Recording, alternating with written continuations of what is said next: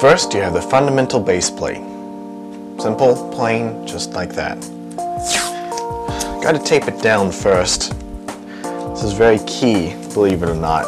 If you don't tape down your base plate, it'll slide and bump and move. You may not think that it's moving much when you're actually animating, but when you play back the video, it can look really bad. So it's very key to always tape down your set. Some people don't like taping down the sets because it leaves a sticky residue, and they use other means such as weighing the set down. That works too, but I prefer to tape the set down. Besides, I've never had any problem with residue with this tape. It's clean and relatively simple, and it doesn't get too messy.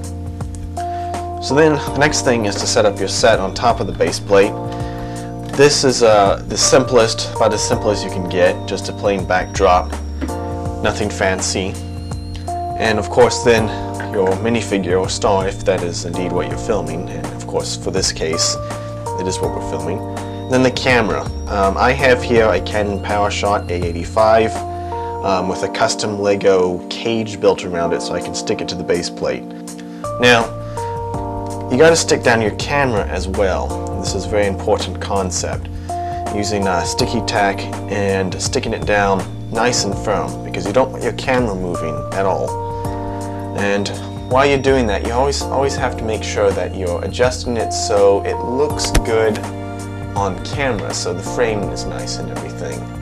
So, you know, it takes some time looking at your computer, looking at your camera, looking at how it looks through the camera, adjusting the minifigure, maybe adjusting the set, moving this forward, back, making sure you're not shooting offset. And then once you've got that figured out, you stick the camera all the way down and make sure it's nice and firm, so like that. Now everything is pretty firm, the table's nice and sturdy, the base plate is stuck down, the camera is stuck down, the minifigure is on the base plate, which is good. So once you've got all that figured out, you have to adjust the lighting.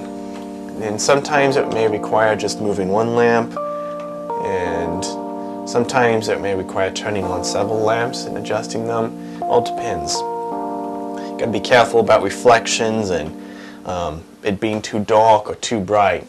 It will take some adjustment, but it's always worthwhile to take time to adjust the camera and the set and the lights.